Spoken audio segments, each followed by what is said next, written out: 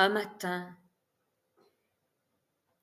je me suis éloignée de mon père, de sa maison retranchée,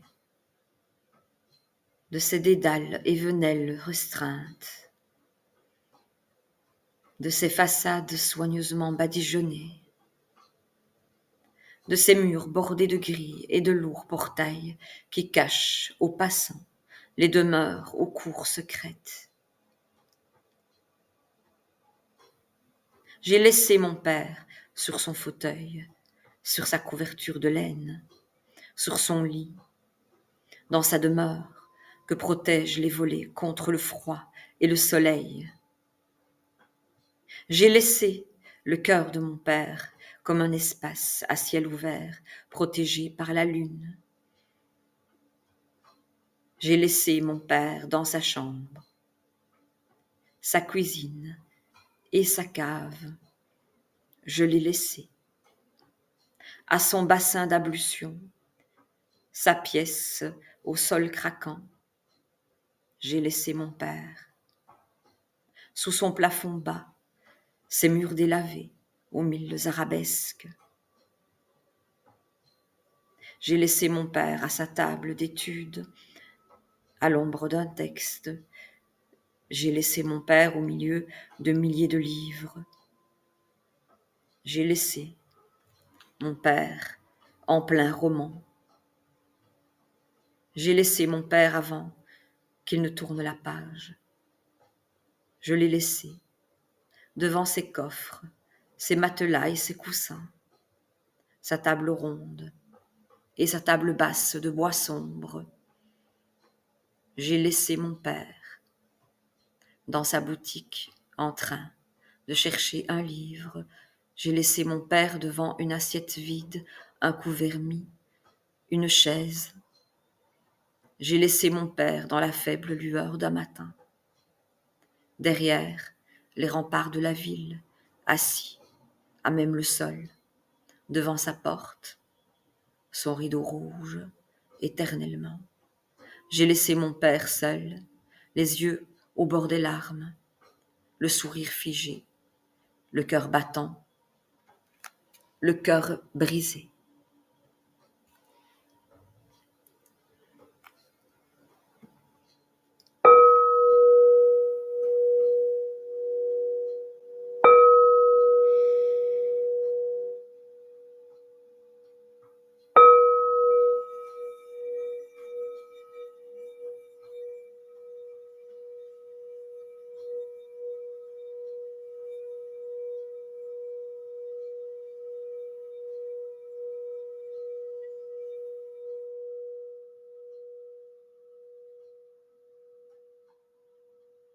Ô combien immense est l'empire de mon père! Ô combien immense est l'empire d'un père!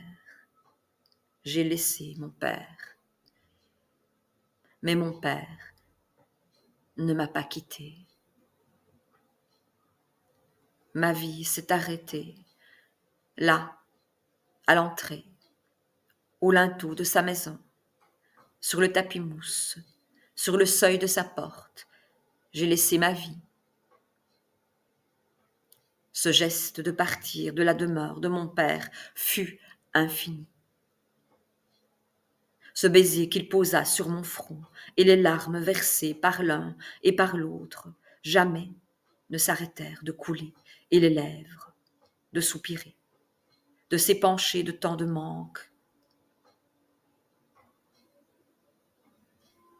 Mon cœur saigne encore de cette blessure, de cette fin d'enfance, du grand départ de la maison du père.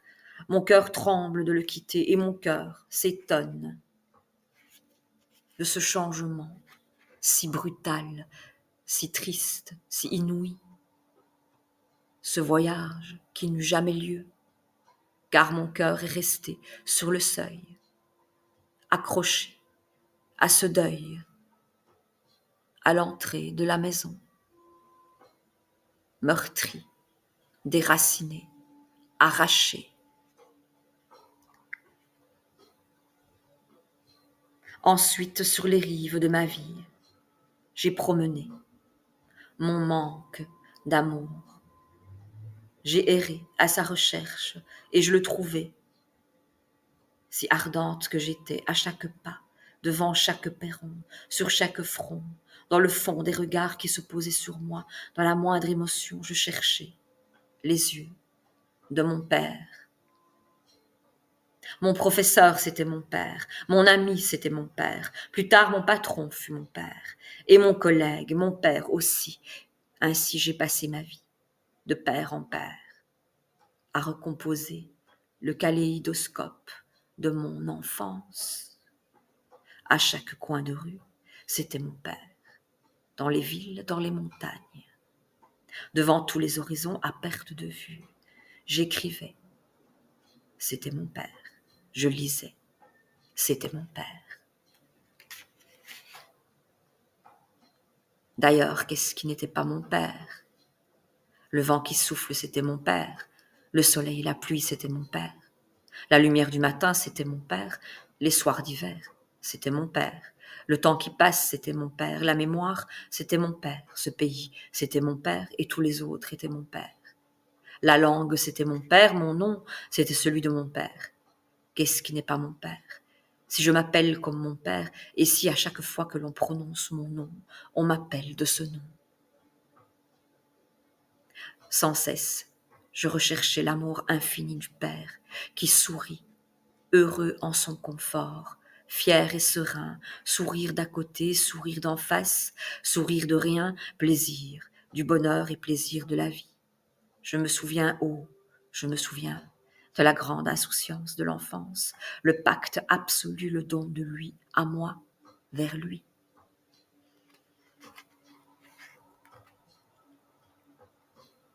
À peine l'avais-je quitté que, déjà je voulais revoir mon père, accueillant, me recevant les bras ouverts, le sourire aux lèvres.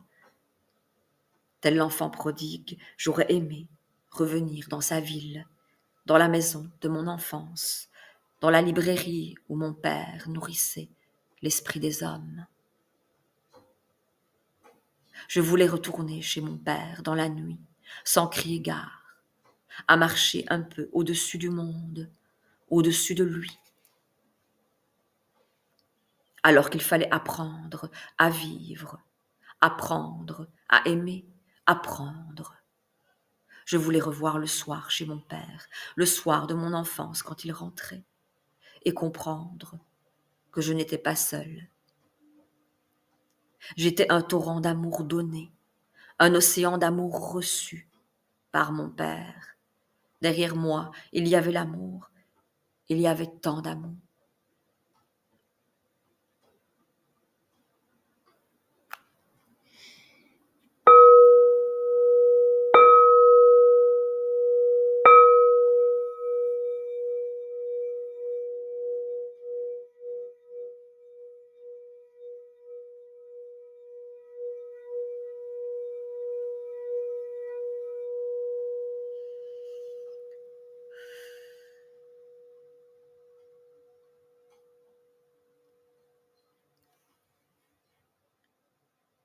Voici sur moi le fil rouge de l'histoire ancestrale, écrite par la lune au clair filtré. Je suis un enfant qui vient de naître. Mes yeux le dévorent et pourtant je n'ose le voir. Je cherche son regard et je ne parviens pas à le contempler. J'ai du mal à soutenir sa vision et je suis éblouie. Je n'ai de lui qu'une perception vague. Je ne connais pas la couleur de ses yeux, mais je sais la hauteur de leur expression. Je ne connais pas le tracé de sa bouche, mais je sais la profondeur de son sourire. Je suis ravie par les gestes amples de ses mains, mais j'ignore si elles sont petites ou grandes. De son corps, je ne sais que les mouvements. Je connais leur rythme, leurs impulsions, et partout, je le verrai. En chaque homme, je le verrai. En chaque geste, je le verrai. En chaque sourire, je le verrai. En chaque mot, je le verrai. Et dans mes rêves, je le verrai. et il sera tous les hommes, et partout je le verrai, car je l'ai connu, par les yeux de l'amour. Je viens de naître et déjà je suis la grande amoureuse, savourant l'aube. Je suis la bienheureuse, et après le doute, l'incertitude, il n'est que mon père. Il y a les moments où je le vois et ceux que je meuble en l'attendant. Il y a la vie et l'attente de la vie. Il y a le travail pour relancer la vie. Il y a le témoignage, la commémoration et la satisfaction. Il y a le bonheur d'avoir un père.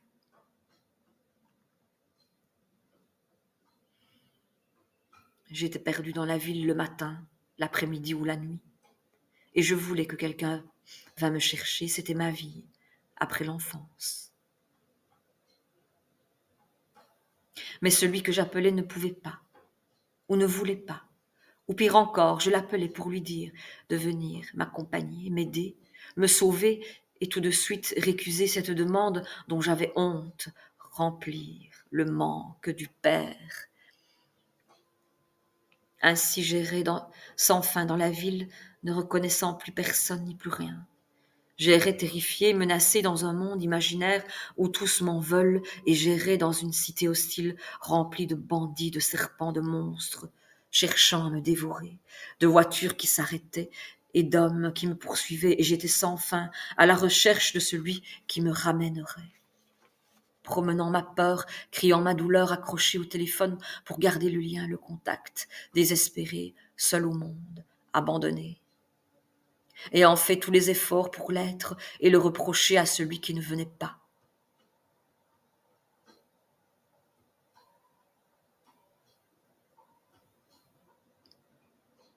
Celui qui ne venait pas, mon ami, je finissais par venir à lui pour lui dire ma haine, ma rage, ma fureur. Quelle fureur, quelle envie. Qui était celui qui ne venait pas? Quel était le rôle de chacun dans ce drôle de jeu dont j'étais l'actrice et la victime? C'était toujours le même jeu, le jeu du père.